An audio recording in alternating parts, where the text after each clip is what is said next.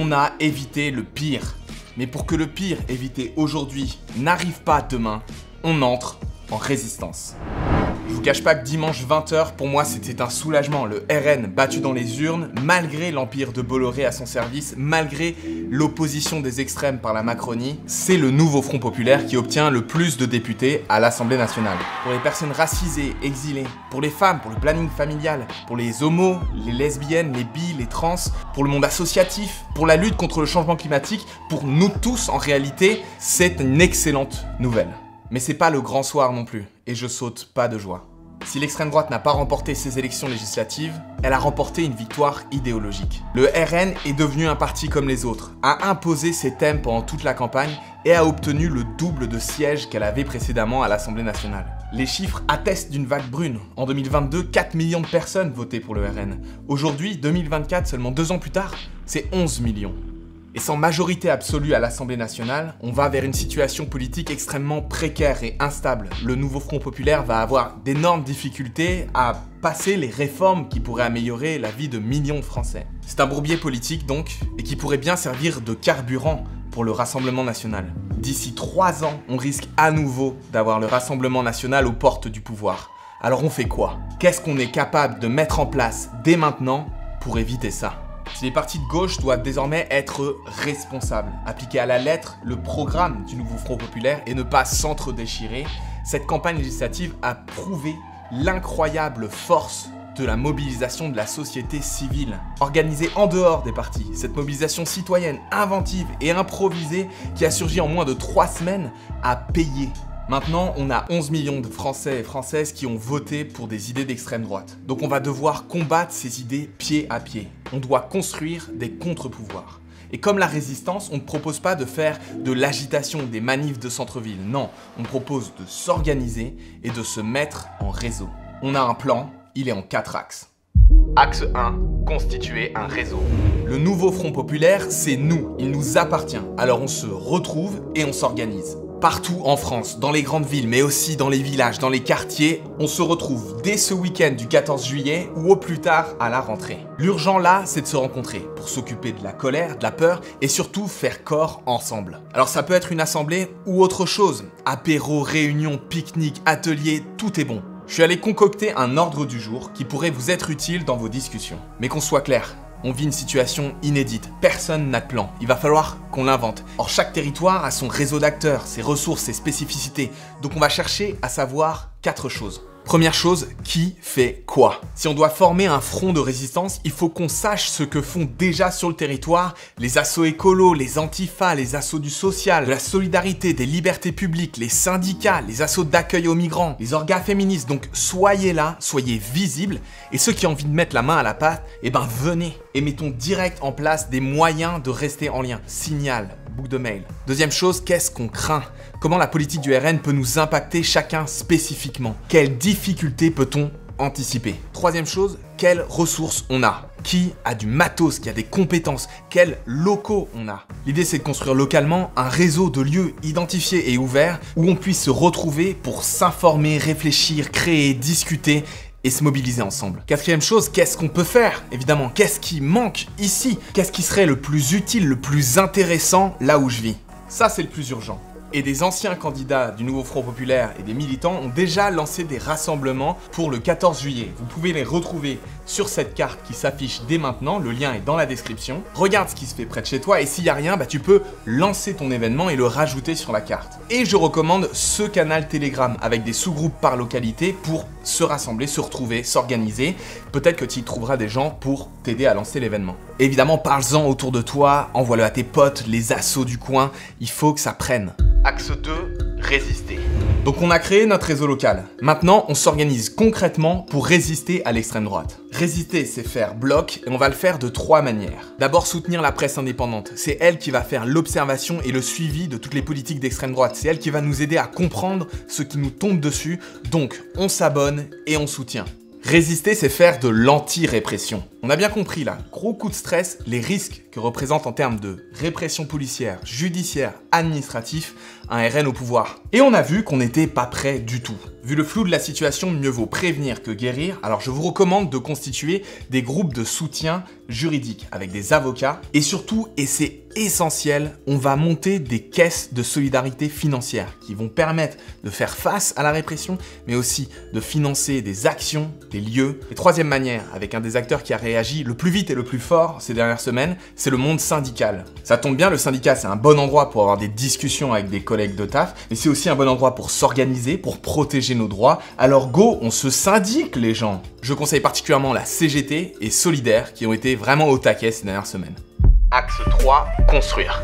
Notamment pour faire face à la crise climatique, on n'a pas le luxe de perdre 3 à 8 ans à cause de l'extrême droite. On va devoir pousser, impulser le virage écolo directement dans les territoires, rejoindre les centaines de collectifs en lutte contre des projets inutiles, imposés, polluants. On a vraiment besoin de refaire de la solidarité de gauche aussi dans le territoire et pour ça on a besoin de lieux pérennes, de bases, d'oasis, appelle ça comme tu veux. On a besoin d'implanter la résistance. Comme exemple de lieu, on a ce PMU à Nîmes qui est devenu le cœur d'une écologie populaire où classes sociales se mêlent et les luttes s'organisent. Comme exemple de réseau, on a le syndicat de la montagne Limousine qui structure un réseau de solidarité super fort sur ce territoire. C'est une initiative d'habitants qui se sont auto-organisés, et ben ça, il en faut partout.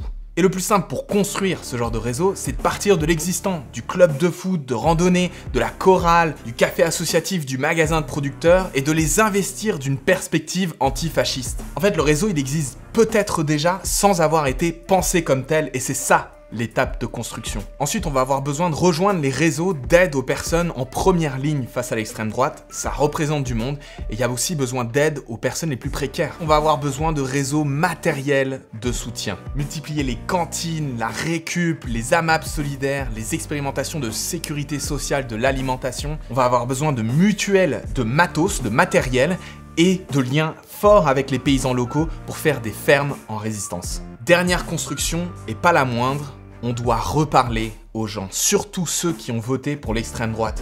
On doit retourner dans des endroits où la gauche n'est plus, j'en parle pas mal dans cette vidéo, parce qu'il y a une chose qui est absolument certaine dans ce qu'on est en train de vivre, c'est qu'il y aura d'autres échéances, il y aura d'autres élections, que ce soit dans 1 an avec une nouvelle dissolution de l'Assemblée, dans 3 ans avec les élections présidentielles, et avant ça, dans 2 ans avec les élections municipales. Alors comment on s'y prend concrètement? C'est un sujet que je vais continuer à creuser sur la chaîne, mais il y a déjà des personnes qui y ont réfléchi. Juliette Rousseau, toi tu habites aux portes de la Bretagne et j'avais envie de te demander comment est-ce qu'on s'organise dans le monde rural en fait. Alors, je pense que il faut aller chercher les espaces de sociabilité qui existent déjà, qui sont pas ceux de la gauche, qui sont pas ceux des villes, qui sont des espaces de sociabilité qui ont trait à l'école, aux enfants, au travail, au sport, aux activités de loisirs. Et aller investir ces espaces-là avec une volonté d'engagement, une volonté de responsabilité, d'engagement de long terme, quoi, de les habiter au sens où c'est en fait ces espaces qui maintiennent une vie en local et de les investir avec nos valeurs, qui sont des valeurs de partage, de solidarité, de les investir en fait avec un projet politique de gauche. Donc c'est assumer finalement d'aller vers une sociabilité toujours plus forte en local, de faire du lien et de nourrir ce lien avec un projet politique de gauche. Les ruralités, de manière générale, ne sont jamais considérées comme des sujets politiques. Jamais. On ne pense pas la politique à partir de ces espaces-là, on parle pour elles, on parle à leur place. En gros, c'est refaire politique à partir de là où on est et de refaire politique à gauche à partir de là où on est. Et là-dessus, il y a tout à fait. Donc comment est-ce qu'on fait pour s'organiser dans les quartiers contre l'extrême droite? Une des premières mesures qu'ils prennent, c'est des mesures contre le logement social. Ils ont vraiment une haine viscérale, classiste et raciste contre le logement social. Et c'est un des exemples qui fait que on voit qu'on ne sera pas toutes et tous touchés de la même manière par les fascistes au pouvoir. La première chose qu'il ne faut pas faire, c'est créer des grandes coalitions à la fois avec les luttes d'habitants et d'habitantes, mais aussi avec des syndicalistes chez les bailleurs HLM et aussi parmi les fonctionnaires pour freiner, pour empêcher l'application de mesures qui pourraient être discriminatoires. Parce qu'avant qu'ils instaurent par exemple la préférence nationale dans l'attribution des logements HLM, on peut être absolument certain qu'avant que la mesure soit officialisée, en fait, ils vont trier les gens et empêcher leur dossier de logements sociaux pouvoir avancer, quoi. Donc il y aura des mesures, voilà, vraiment de résistance au sein des institutions, mais aussi dans les luttes de quartier qu'il va falloir coordonner pour empêcher concrètement que la vie des gens soit touchée par les mesures que le Rassemblement national va mettre en place s'ils arrivent au pouvoir. l'hiver dernier, les habitants et habitantes de la cité d'Herbel, dans les quartiers est de Marseille, ont mené une énorme bataille et ont obtenu une victoire sur des questions de santé au niveau judiciaire, mais aussi sur des questions de rénovation urbaine. C'est des victoires qui vont profiter à l'ensemble des habitants et habitantes de la métropole d'Aix-Marseille. Il faut valoriser tout ça, le fait que la lutte, ça peut gagner. Et concrètement, ces dernières années à Marseille, on a eu plusieurs victoires sur les questions de logement. Si le Rassemblement national gagne ou pas, dans tous les cas, le visage du pays a changé. Donc il y a une grande bataille décidée qu'il va falloir mener. Cette bataille, elle va être à la fois une bataille de terrain, mais aussi électorale. C'est assez réjouissant de voir que des organisations de la société civile, des associations, des syndicats, surtout des milliers et des milliers de citoyens et citoyennes. À Marseille, il y a plus de 1000 bénévoles actifs et actives qui sont organisés en dehors des partis politiques pour faire campagne. C'est assez réjouissant qu'il y a cette entrée sur la scène politique. Donc il va falloir faire perdurer ça. À la fois pour aller évidemment convaincre les électeurs du RN que leurs voisins habitants des quartiers populaires, personnes racisées, ne sont pas leurs ennemis. Il va falloir aussi convaincre dans les quartiers populaires qu'on peut changer la donne et qu'il faudra commencer par changer la gauche pour recréer de l'espoir. Et là-dedans, il y a un truc qui est fondamental, c'est créer l'organisation collective dans les quartiers populaires ou ailleurs et faire en sorte que les gens s'habituent en fait à avoir des espaces d'engagement qui leur ressemblent tout simplement et qui ne soient pas des espaces où des élites de gauche viennent leur faire la leçon. Et ça, c'est vraiment, je pense, le truc qui a foiré ces dernières années et sur lequel il faut remener bataille aujourd'hui, s'organiser collectivement sans aucune condescendance. On est d'accord, on est complètement d'accord. Quatrième axe, riposter. Parce que la meilleure défense, c'est l'attaque. Les soulèvements de la Terre ont annoncé préparer des actions contre le système Bolloré, dont l'empire médiatique a joué un rôle clé dans la diffusion des idées d'extrême droite. Riposter, c'est faire fermer des locaux de fascistes, comme ça a eu lieu à Lyon. On connaît la stratégie de l'extrême droite, pour l'avoir vu se déplier dans d'autres pays d'Europe. Ils s'en prennent d'abord aux institutions, à la presse et à la justice. Le RN a annoncé au lendemain de l'élection là qu'ils allaient rejoindre au Parlement européen l'Alliance des Patriotes pour l'Europe. Une alliance dirigée par le Premier ministre hongrois Viktor Orban. En Hongrie, qui constitue un modèle revendiqué par Marine Le Pen, les ressources de l'État vont aux amis de Viktor Orban. Les attaques contre la liberté de la presse, contre le fonctionnement de la justice sont légion, les journaux d'opposition sont fermés. Les LGBT sont considérés comme des ennemis de l'intérieur par le Premier ministre, le chômage est passé de 9 à 3 mois maximum. Du coup, le gouvernement a mis en place des programmes de travaux publics dans lesquels les personnes qui sont employées dedans sont payées à la moitié du SMIC. Côté climat, c'est suppression de l'éolien et lutte contre absolument tous les traités européens. Sacré programme donc, mais comment est-ce qu'on y résiste? Est-ce qu'une fois qu'ils sont arrivés au pouvoir, il n'y a plus rien à faire? Dominika, toi tu es en Pologne. And in Poland you have had the ultra-conservative right in power since 2015. So how did you resist? How did you organize? Last year, when everybody was convinced that the right-wing coalition will have the third term, people were hopeless. Like, the outlook on the elections looked terrible. The opposition was really shitty. They were, just interested in arguing between each other.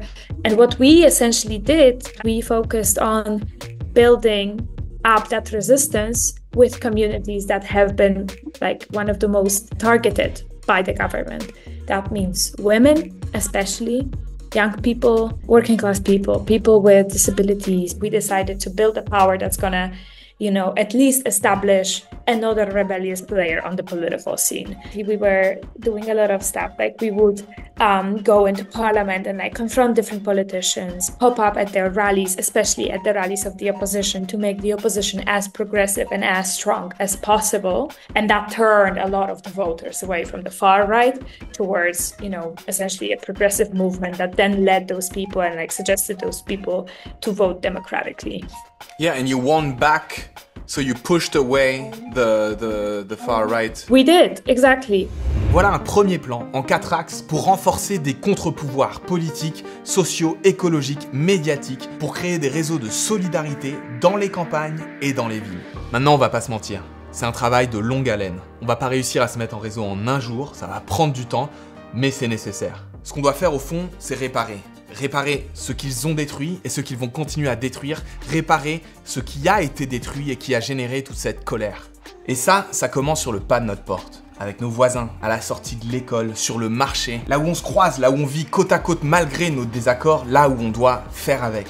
Ça va être important de s'y mettre ensemble, et tous les efforts qu'on fait dans cette direction nous rendent déjà collectivement plus forts. On est ensemble, on ne baisse pas les bras, on ne se tait pas, on ne se résigne pas. Ce qui est sûr, c'est que c'est que le début. Il y aura d'autres échéances électorales, il y aura d'autres dingueries contre lesquelles il faudra s'organiser. Faut penser le temps long et il commence maintenant. Partage cette vidéo à tous tes amis, à tes proches, à ton club de foot, à ta chorale. Parce que le 14 juillet, il faut qu'on se rassemble et qu'on forme ce réseau de résistance. Et l'autre gros rendez-vous, c'est celui de Stop Oméga Bassine. Celui-là, il n'est pas à manquer non plus. Ensemble, on entre en résistance.